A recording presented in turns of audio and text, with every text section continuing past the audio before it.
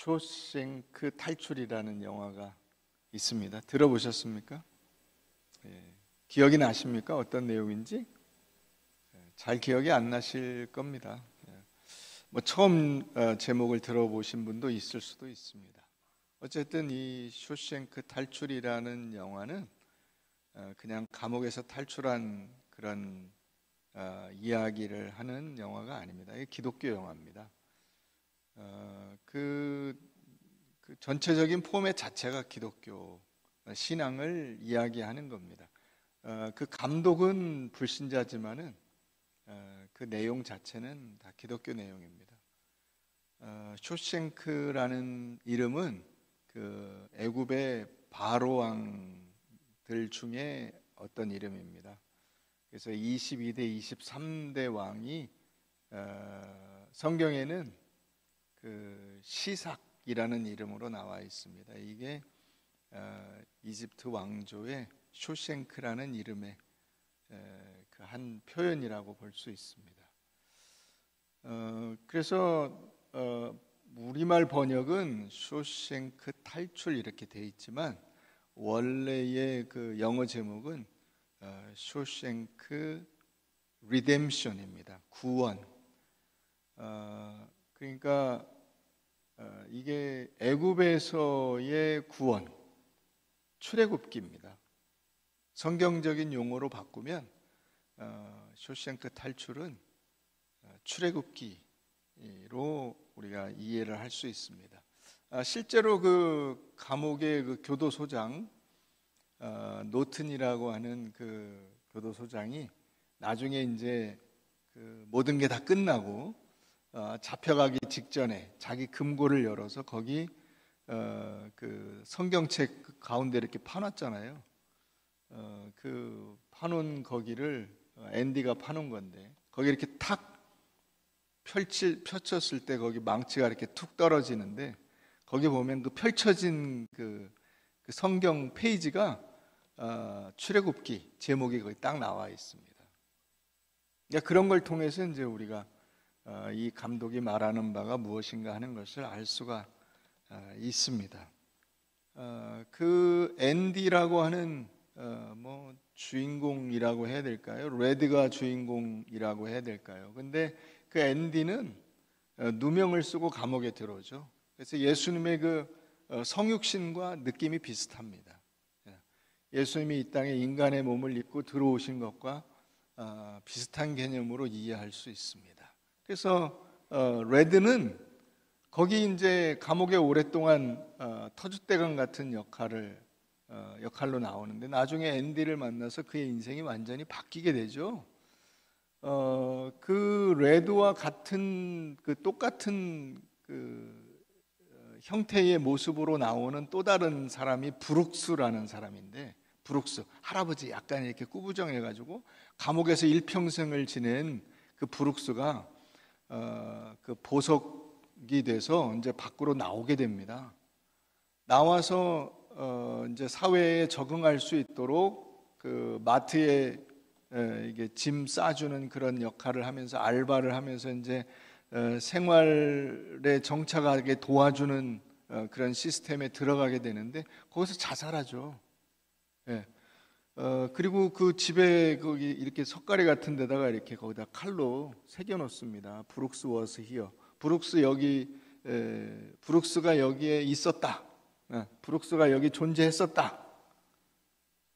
그게 어떻게 보면 탈출했지만 감옥과 똑같은 인생을 살아가는 그냥 보편적인 인생입니다. 그런데 레드도 똑같이 그 보석이 돼서 나중에 이제 그 자리에 브룩스와 똑같은 자리에 갑니다. 그리고 브룩스가 새겨놨던 브룩스 워스 히어도 봅니다. 그리고 거기다 자기도 레드 워스 히어를 거기다 쓰고 자살을 할까 하는 그 고민을 하게 되죠. 그런데 자살 안 합니다. 왜요? 앤디가 약속을 하고 갔잖아요. 자기한테 이를테면 비전을 제시하고 나갔어요. 약속의 말씀을 받았다고 레드는. 너 나중에 감옥에서 나오면 내가 어디에 너를 위한 메시지를 준비해 놓을 테니까 거기 가서 그거 꼭 봐라. 그래서 이제 이렇게 정해진 살아야 되는 지역이 있잖아요. 거기를 벗어나서 그 앤디가 일러준 대로 갑니다. 가가지고 그걸 찾아요. 그 봉투에 찾아보니까 이제 앤디의 편지가 있고 거기 찾아올 때가 어딘지 이 돈도 들어있고 그래서 이제 그걸 타고 결국 가서 앤디를 만나죠. 그러니까 약속을 가진 백성은 진짜로 출애굽을 하는 겁니다. 그러니까 레드가 감옥에서 나온 게 출애굽이 아니고 레드가 감옥에서 나와서 그가 일상으로 돌아갔지만 거기서 진짜로 가야 될 때로 가게 되는 그게 진짜 출애굽인 거죠. 아멘까지는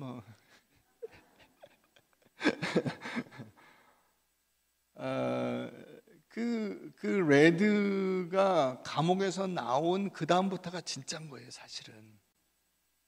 예, 거기서부터가 인생이 새로운 인생이 되는 겁니다. 우리가 이 이사야서를 세 등분을 할 수가 있어요. 이사야서는 1장부터 39장까지가 한 묶음이고 40장부터 55장까지가 한 묶음이고 56장부터 66장까지가 한 묶음이에요. 1장부터 39장까지는 이 남유다 왕국의 현실적인 그 역사 안에서 일어나는 일을 그리고 있어요. 그리고 이 40장부터 55장까지는 바벨론의 포로로 잡혀간 이스라엘 백성들에게 하나님이 주시는 약속의 말씀, 그들에게 하나님이 그 구원을 약속하시는 내용들이 이 40장에서 55장까지 들어있어요. 그리고 56장, 우리가 다음 주부터 살펴볼 56장부터 66장까지는 다시 그 바벨론에서 나와서 이스라엘 예루살렘 땅으로 복귀한 이스라엘 백성들에게 하나님께서 완성의 약속을 주시는 거예요. 그래서 66장에 가면 새 하늘과 새 땅을 주시는 하나님이 명확히 그려져 있습니다. 그러니까 이스라엘 백성들, 이 성경 전체를 우리가 요약을 하면 이렇잖아요. 창조, 타락, 구속, 영광인데 이사야서도 똑같아요. 물론 창조 기사는 나와 있지 않지만 창조주 하나님께서 그 피조물 인간의 타락을 꾸짖는 내용으로 1장에 등장합니다. 하늘이여 들으라, 땅이여 들으라. 내가 자식을 키웠는데 이 자식이 나를 알아보지 못한다. 부모를 알아보지 못한다. 소도 임자를 알고 나귀도 그 주인이 누군지를 알지만은 이 내 백성은 주인이 누군지를 모르고 임자가 누군지를 모르는 패약한 백성이다 라고 고발을 하는 장면으로 시작을 합니다. 그리고 나서 이 40장으로 넘어오면 그들의 타락을 고발하고 그들을 처벌하는 것이 아니라 그들에게 구원을 약속하시는 하나님의 약속으로 나옵니다. 그래서 여러분 40장에 한번 가서 보세요. 이 이사야서에서 이사야서 전체를 가르는 가장 중요한 핵심적인 장을 고르라면 이 40장을 고를 수가 있어요. 40장, 너희의 하나님이 이르시되 너희는 위로하라, 내 백성을 위로하라. 너희는 예루살렘의 마음에 닿도록 말하며 그것에게 외치라. 그 노역의 때가 끝났고 그 죄악이 사함을 받았느니라. 그의 모든 죄로 말미암아 여호와의 손에서 벌을 배나 받았느니라. 그러니까 하나님께서 이스라엘 백성들에게 그들의 죄악에 대한 벌을 내리신 그것이 이제 바벨론의 포로로 잡혀가서 70년의 세월을 견딘 그들에게 이제 뭘로 선포가 됩니까? 이제 너희 벌 다 받았다. 그러니 다시 내가 너희를 원래 너희들이 살던 그 예루살렘 땅으로 인도하여 드릴 것이다. 이제 거기 가면 제대로 살아라. 옛날처럼 범죄하고 불순종하고 너희들 마음대로 너희 욕심을 위해서 살던 인생을 버리고 이제는 새로운 인생을 살아라. 여러분 그게 구원받은 사람들이죠. 그래서 여러분 그게 오늘 말씀에 있는 거예요. 그게 6절에 보면은 본문 말씀, 너희는 여호와를 만날 만한 때에 찾으라. 가까이 계실 때 그를 부르라. 악인은 그의 길을, 불의한 자는 그의 생각을 버리고 여호와께로 돌아오라. 그리하면 그가 긍휼히 여기시리라. 우리 하나님께로 돌아오라. 그가 너그럽게 용서하시리라. 이 앞에 40장 2절에 나온 대로 그 노역의 때가 끝났다. 이건 이 군복무가 끝났다는 말이에요. 원래 그 원어의 의미가 군복무가 끝났어요. 여러분, 군대에서 제대하면 그 다음에 어떻게 해야 돼요? 이제 네가 네 맘대로 너의 인생을 살아야지, 그거죠. 군대 갔다 와서 사람 되고 이제는 정신 차리고 사람 노릇해야지, 그죠? 군대 가기 전에 그 개차방 같은 그런 그 삶을 되풀이하면 안 되죠. 군대도 갔다 왔는데 철들어야죠, 그죠? 그게 하나님께서 이스라엘 백성들에게 하시는 말씀이에요. 야, 너희가 그렇게 범죄하고 너희 맘대로 살고 악을 행하다가 너희가 그래서 벌을 받고 바벨론에 포로로 잡혀갔었잖아. 그러면 이제 포로에서 돌아오면 어떻게 해야 돼요? 이제 사람답게 살아야죠. 하나님의 백성다운 인생을 살아야죠. 거기로 가야 된다는 것을 분명하게 선언하고 있는 것입니다. 심판을 받고 벌 받았으니까 이제 끝이다, 그렇게 생각하면 안 되죠. 거기가 끝이 아니라 출발점이 되는 겁니다. 그건 마치 졸업과 같은 거잖아요. 학교를 다니고 졸업을 하면 그 졸업을 하는 것으로 이제 나는 끝났다, 나는 이제부터 내 맘대로 살련다, 그러면 한심한 인생이죠. 그때부터가 본격적으로 자기 인생을 자기가 만들어가는 거죠. 어떻게? 훌륭한 사람이 되는 것으로, 훌륭한 인간이 되는 것으로 자기의 인생을 만들어가는 거예요. 거기서부터가 본 게임이에요. 그 앞에까지는 연습 게임이에요. 그 앞에까지는 실수해도 돼요. 학교 다닐 때까지는 잘못하고 실수하고 부모 말씀 안 듣고 내 맘대로 하고 그런 것들이 용서가 됩니다. 그러나 졸업하고 나면 그때부터는 자기 인생을 자기가 만들어가는 거예요. 자기 평판을 쌓고 자기 열심히 노력해서 그 결실을 만들어내고 그것으로 내가 어느 정도의 그 수준에 도달했는가를 판가름할 수 있는 그런 기준들을 자기가 스스로 만들어가는 거예요. 그걸 놓치면 안 되는 거죠. 그 조지프 헬릭이라고 하는 사람이 쓴 위어드라는 책이 있어요. 예배 끝나고 여러분들 집에 가셔서 검색해 보시고 위어드. 그게 그걸 뭐라 그러죠? 이게 이제 앞자, 맨 앞자만 따가지고 그 단어를 구성을 한 거예요. 그래서 이 위어드라고 하는 책은 이제 우리가 10월 31일, 그게 이제 종교개혁 기념일인데, 종교개혁을 앞두고 여러분들이 꼭 읽어봐야 될 필독서 중에 하나라고 저는 생각을 합니다. 이 위어드를 쓴 이 저자는 불신자임에도 불구하고 종교개혁의 의미를 정말 너무나 기가 막히게 딱 정리를 해놨어요. 근데 거기에 그 중에 한 내용에 이런 게 있습니다. 천주교에서 회개를 하죠. 천주교 신자가 신부 앞에 와서 뭘 합니까?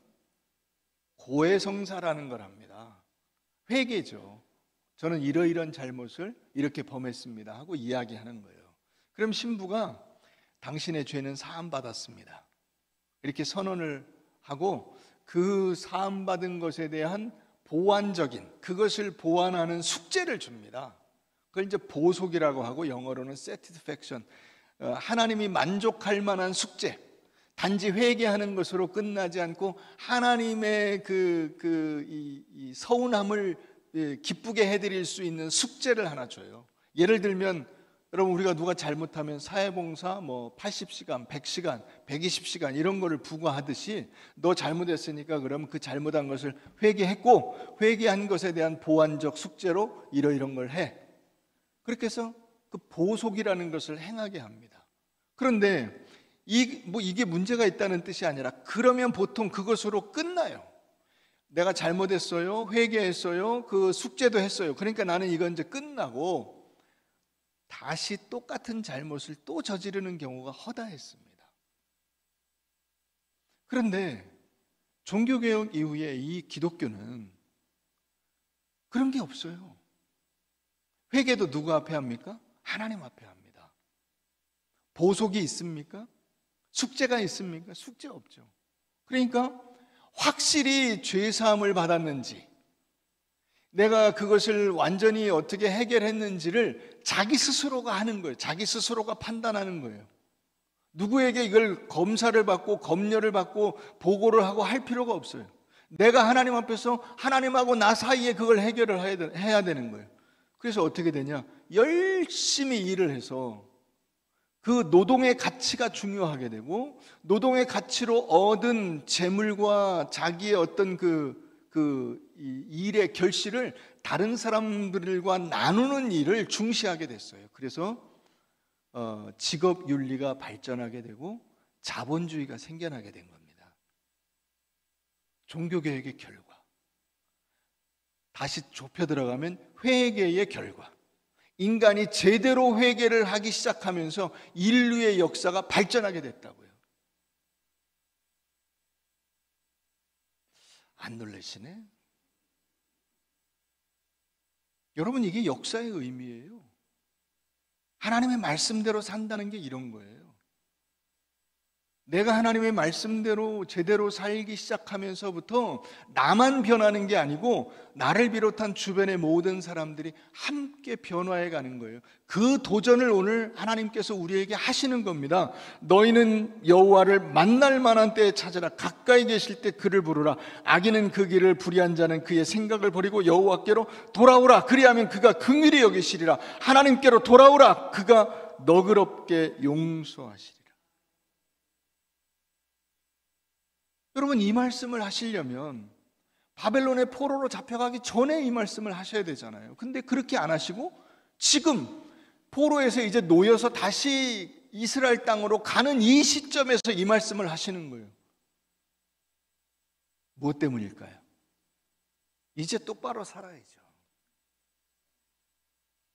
그죠? 이젠 아무렇게나 살면 안 되죠. 이게 바로 우리들의 이야기입니다.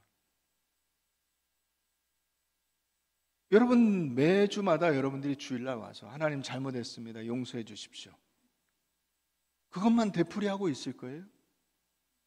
수십 년간 그렇게 많이 회개했으면 이제 달라져야 되잖아요. 새로운 인생을 살아야죠. 옛날보다 발전했어야죠.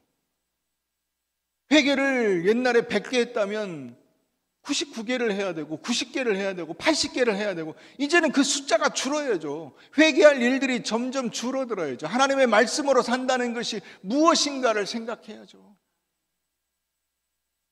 그 변화가 없으면 오늘 여러분 제목이 왜 그런지 아세요? 헛된 인생이 됩니다. 헛된 인생이.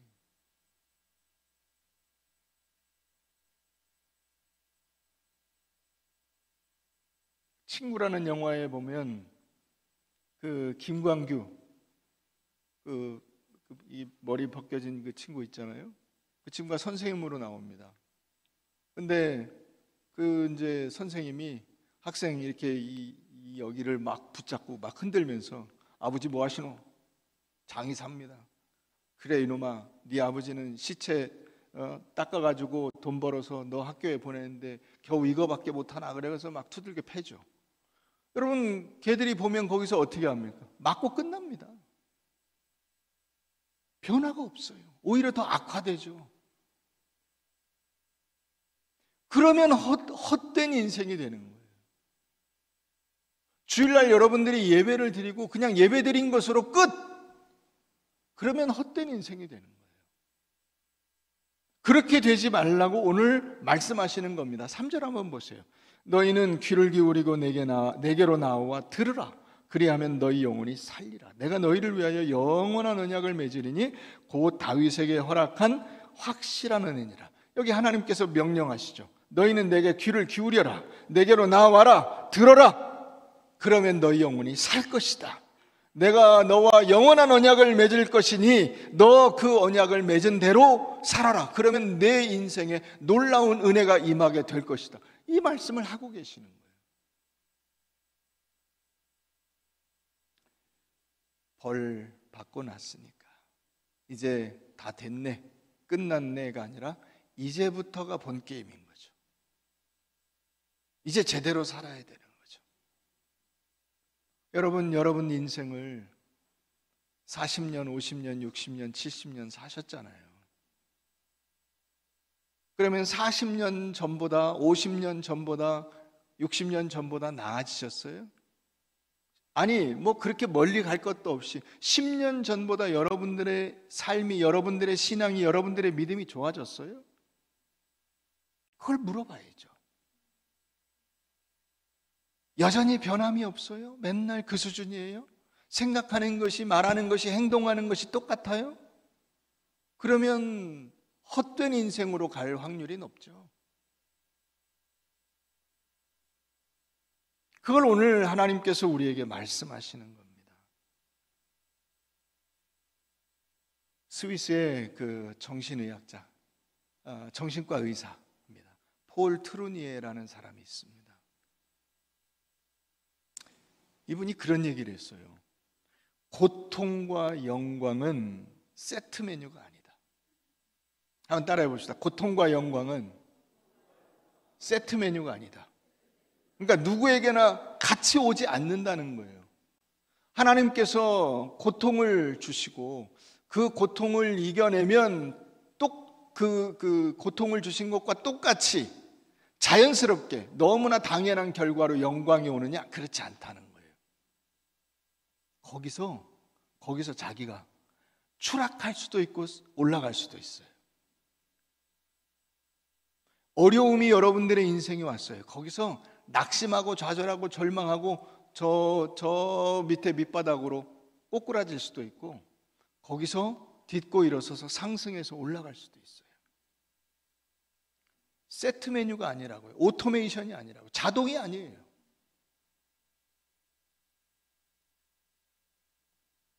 하나님께서 우리에게 영광을 정해 놓으시고, 야, 이 고통만 견디면 너 무조건 영광이다가 아니라는 거예요. 거기에 자기가 거기서 자유의지로 견뎌내고 이겨내고 싸우고 하나님께로 나아가는 그 열심과 충성이 필요하다는 거예요.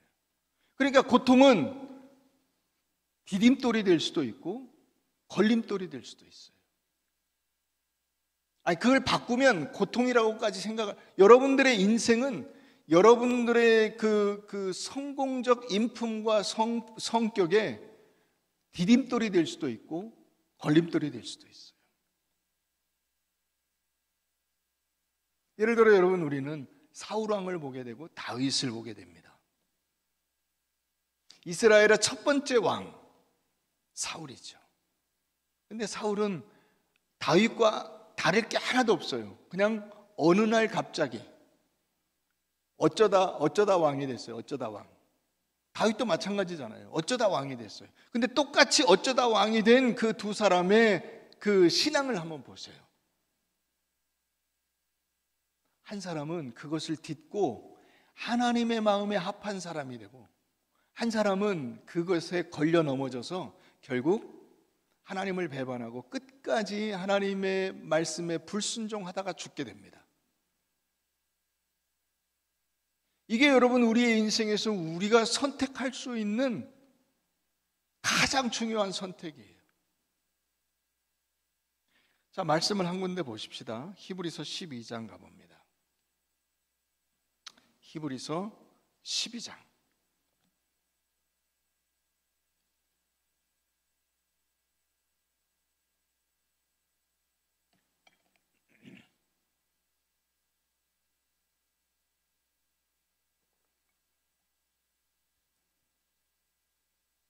예, 10절 중간에 보면 오직이 있습니다. 오직 하나님은 우리의 유익을 위하여 그의 거룩하심에 참여하게 하시느니라. 무릇 징계가 당신은 즐거워 보이지 않고 슬퍼 보이나 후에 그로 말미암아 연단을 받은 자들은 의와 평강의 열매를 맺느니라. 그러므로 피곤한 손과 연약한 무릎을 일으켜 세우고 너희 발을 위하여 곧은 길을 만들어 저는 다리로 하여금 어그러지지 않고 고침을 받게 하라.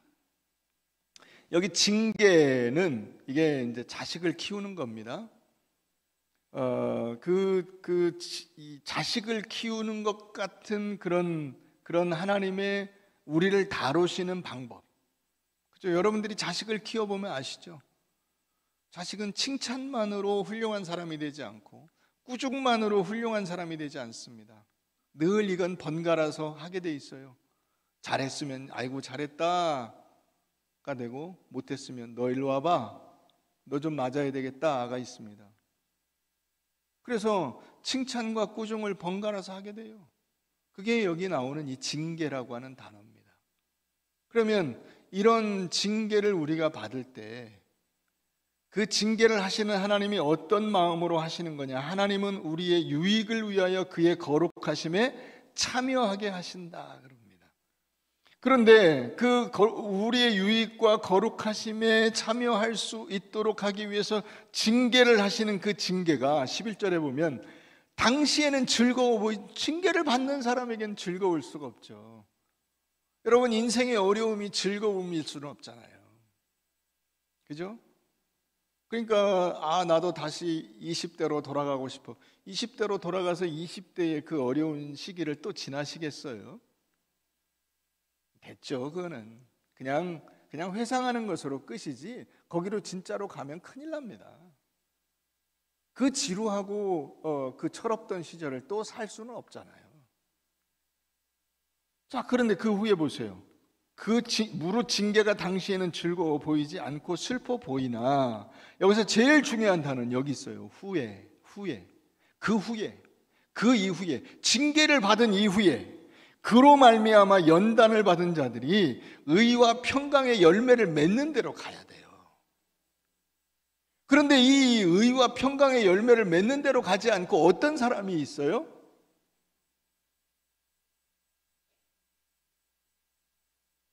그걸 뒤집어 엎는 사람들이 있어요. 15절 보세요. 너희는 하나님의 은혜에 이르지 못하는 자가 없도록 하고 있기 때문에 이렇게 말하는 거죠. 하나님의 은혜에 이르지 못하는 자가 없어야 되는데 있어요. 쓴 뿌리가 나서 괴롭게 하여 많은 사람이 이로 말미암아 더러워져요. 그렇게 자기 인생에 하나님께서 나는 진짜 도저히 참을 수가 없어, 난 내 맘대로 살 거야, 그래서 다 뒤집어 엎고 쓴 뿌리로 자기 인생을 채워버리는 어리석고 더러운 사람들이 있다고. 그렇게 가서는 안 되는 거죠. 자, 그래서 28절 보세요.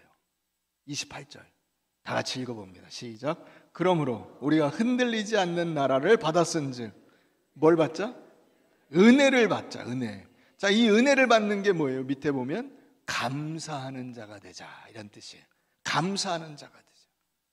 어려움이 있고 고난이 있고 나의 이게 별 의미가 없는 것 같은 그 인생에 감사하면서 이로 말미암아 경건함과 두려움으로 하나님을 기쁘시게 하는 그 자리에 서는 것, 그게 복된 인생이죠. 그 반대는 헛된 인생이 되는 겁니다. 그걸 여러분들이 선택하고 결단하는 거예요. 어떤 사람이 이 어려움을 견뎌내고 지나온 사람이 그런 지나온 그 과거들을 발판으로 딛고 일어서서 내가 옛날보다 더 나은 사람이 돼야 되고, 그냥 평범하게 예수를 믿는 정도가 아니라 열심을 내는 사람이 돼야죠.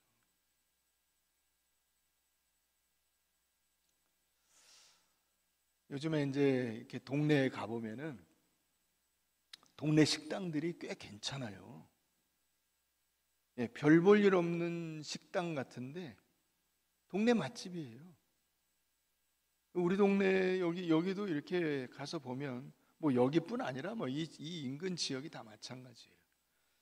인터넷에서 막 어디 맛집 치면 막 거기 막 광고들이, 사실 그 광고들이 다 돈 주고 광고하는 거예요. 사실 누군가가 그 블로그에 올리고 이래가지고 다 돈 받고 한 거예요.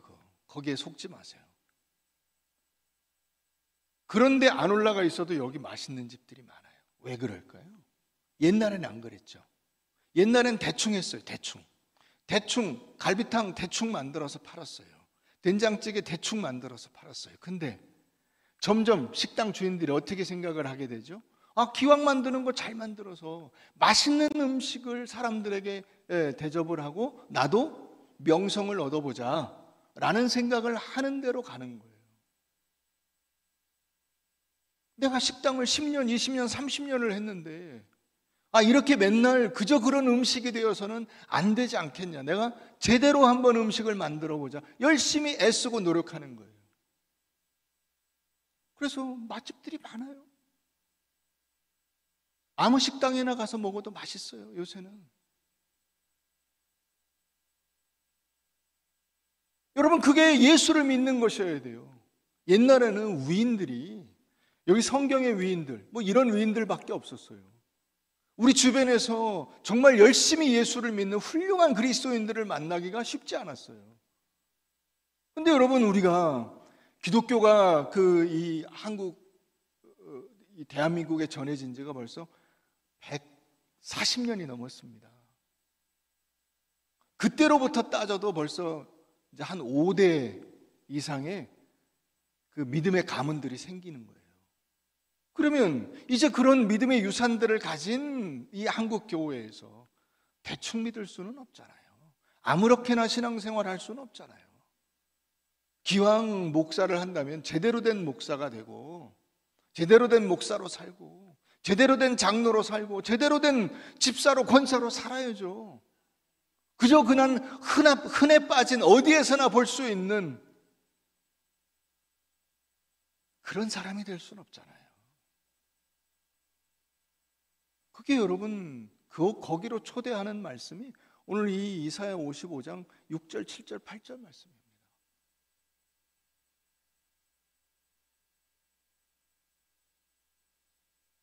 여러분, 인간이 처음부터 잘하는 인간이 없어요. 인간이라고 하는 존재 자체가 그렇습니다. 처음부터 하나님의 말씀대로 잘 사는 인간은 없어요. 에덴 동산에서 아담과 하와가 보여준 거잖아요, 그게. 하나님이 가장 멋지고 아름다운 모습으로 딱 만들어 놨는데 어떻게 합니까? 처음부터 죽수죠. 처음부터 개판칩니다. 그래서 인류의 역사가 죄악으로 물들게 됩니다. 그러나 여러분, 그 다음에는 다시 두 번째 아담이 오고 나서의 우리의 인생은 달라져야죠. 내가 예수를 믿기 전에 살던 삶과 지금 예수를 믿은 삶, 혹은 예수를 믿은 다음에 10년, 20년, 30년, 40년이 지난 지금의 삶은 달라져야죠. 2023년 아닙니까? 여러분들이 언제 태어나셨습니까? 그 태어난 때로부터 지금 시간이 얼마나 많이 지났습니까? 그 시간 동안 내가 예수를 믿고, 그 시간 동안 말씀을 보고, 그 시간 동안 하나님 말씀대로 살겠느라고 다짐을 했는데 이제 달라져야죠. 과거의 그 잘못된 삶을, 혹은 그저 그런 인생을 되풀이할 수는 없죠. 거기가 오늘 말씀이 우리에게 요청하는 대목입니다. 대충 해도 되는 것은 옛날입니다. 이제는 정성을 기울여야죠. 여러분들의 남은 인생 얼마 남지 않았잖아요. 아무렇게나 살 수는 없죠. 의미 있는 인생이 돼요. 하나님께서 나를 보내신 그 인생 속에서 내가 어떻게 하면 내가 하나님의 백성으로서, 내가 목사로, 장로로, 권사로, 집사로서 의미 있는 인생을 사는 것인가? 그게 나의 가정생활, 나의 관계, 나의 신앙생활, 여기 교회에서의 봉사, 어떤 신앙에 기여하는 이런 모든 것들에서 여러분들이 생각이 좀 더 깊어져야죠. 깊어져야죠. 그러니까 여러분, 히브리 3장 한번 가서 보세요. 앞으로 좀 더 가서 보십시다. 히브리 3장.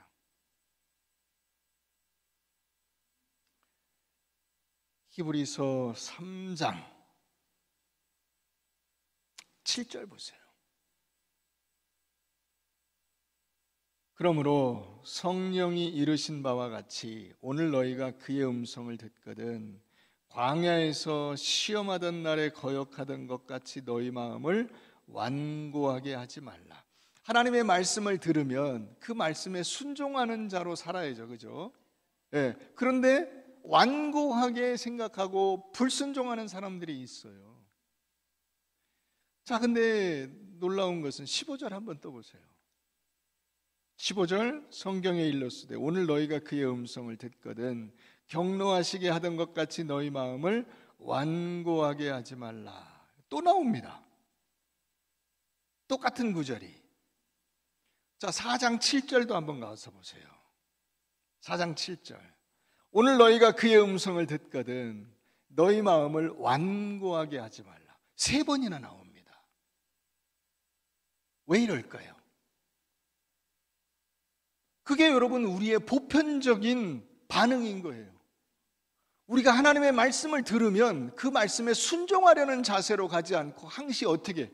반발해요. 반발해요. 내가 왜 이걸 해야 돼? 내가 왜 이렇게 살아야 돼? 내가 왜 손해를 봐야 돼? 내가 왜 남들한테 피해를 봐야 돼? 이렇게 반발을 해요. 이스라엘 백성들이 그랬어요. 광야에서.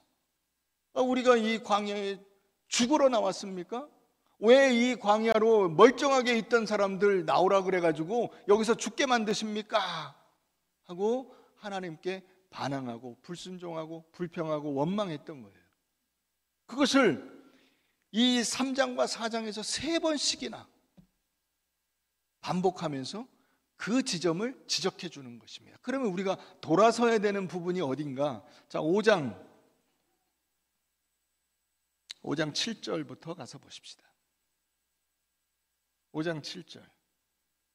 그는 육체에 계실 때 자기를 죽음에서 능히 구원하실 이에게 심한 통곡과 눈물로 간구와 소원을 올렸고 그의 경건하심으로 말미암아 들으심을 얻었느니라. 그가 아들이시면서도 받으신 고난으로 순종함을 배워서 온전하게 되셨은즉 자기에게 순종하는 모든 자에게 영원한 구원의 근원이 되시고 하나님께 멜기세덱의 반차를 따른 대제사장이라 칭하심을 받으셨느니라. 그러니까 이스라엘 백성들의 그 불순종과 그 완악함과 그 다음에 예수 그리스도 하나님의 여호와의 종, 이 하나님의 아들의 순종을 비교하는 거죠. 예수를 제대로 알지 못하고 내 맘대로 살던 때의 그 불순종과 여러분들의 인생 안에서 똑같이 이제 그것을 깨닫고 돌아선 자의 순종을 여러분들이 비교할 수 있어야 돼요. 내 인생에서 내가 지나온 인생 속에서 내가 아무렇게나 살았던 그 인생으로 되돌아갈 수는 없고 그것을 답습할 수는 없고 그 인생을 계속 다람쥐 쳇바퀴 돌듯이 돌아다닐 수는 없고 이제는 거기서 나와서 진정으로 하나님을 기쁘시게 하는 자리로 갈 수 있는 사람이 되어야 하는 것입니다. 그걸 하나님이 우리에게 요청하고 있습니다. 세계 최초로 마취제를 발명했던 제임스 심슨이라고 하는 영국 사람이 있습니다. 이 사람이 1853년에 빅토리아 황후의 왕자를 분만할 때 마취제를 이용해서 순산하도록 도왔고 그로 인해서 그 경의 자귀를 받았습니다. 나중에 이제 오랜 세월이 지난 후에 그 제자가 이 나이든 제임스 심슨 경에게 묻습니다. 선생님의 인생에서 가장 큰 발견은 무엇이었습니까? 그러면 우리가 대충 대답을 예상할 수 있겠죠. 내 인생에서 가장 큰 발견은 마취제를 발견한 것이요. 그래서 왕으로부터 자귀를 받은 것이다. 이렇게 말할 줄 알았는데 제임스 심슨은 그렇게 말하지 않았습니다. 나의 인생의 가장 큰 발견은 내가 가장 큰 죄인이라는 것이며 예수 그리스도께서 나의 죄를 위해서 십자가에 달려 죽으셨다는 사실이다. 이렇게 고백을 했습니다. 여러분들의 인생 속에서도 동일합니다. 여러분들이 신앙생활을 하면서 한 주 한 주 지나면서 여러분들의 신앙이 더 깊어지고 더 영그러지고 더 넉넉해지고 더 훌륭해지고 더 담대해지고 그 어떤 것이든 두려움이 없어지는 믿음의 사람으로 가야죠. 늘 불안하고 염려하고 불평하고 다른 사람들에게 책임을 전가하는 대로 되돌아갈 수는 없죠. 그게 여러분 이스라엘 백성들에게 하나님이 기대하시는 인생이었습니다. 하나님은 끊임없이 이스라엘 백성들에게 도전하십니다. 너 새로워져라. 너 변화되라. 너 열심히 살아라. 너 충성해라. 너 내 말을 들어라. 그러면 너의 인생에 참다운 은혜와 기쁨과 능력이 넘치게 될 것이다. 하나님께서 도전하시는 그 음성을 듣고 그 길로 가는 이들에게는 그 약속보다 더 크고 놀라운 것으로 주어지지만은 그렇지 않은 이들에게는 진짜로 인생이 헛되게 되는 겁니다. 헛된 인생. 사랑하는 성도 여러분, 사람들이 여러분들을 볼 때 당신을 통해서 하나님을 알게 됐습니다. 하나님의 은혜를 깨닫습니다. 당신을 보니 하나님을 만난 것 같고 예수님을 만난 것 같습니다. 여러분, 그런 존재가 되어야 되지 않겠습니까? 여러분들이 여러분들 주위에 있는 사람들에게 그런 집사님이 되시고 권사님이 되시고 장로님이 되시고 그런 믿음의 사람으로 그들에게 영향력을 끼칠 수 있기를 바랍니다. 영향력 자체가 목표가 아니라 여러분들의 삶과 존재 자체를 통해서 그런 그 은혜가 흘러나가는 그런 여러분들의 인생이 되시기를 주의 이름으로 축원합니다.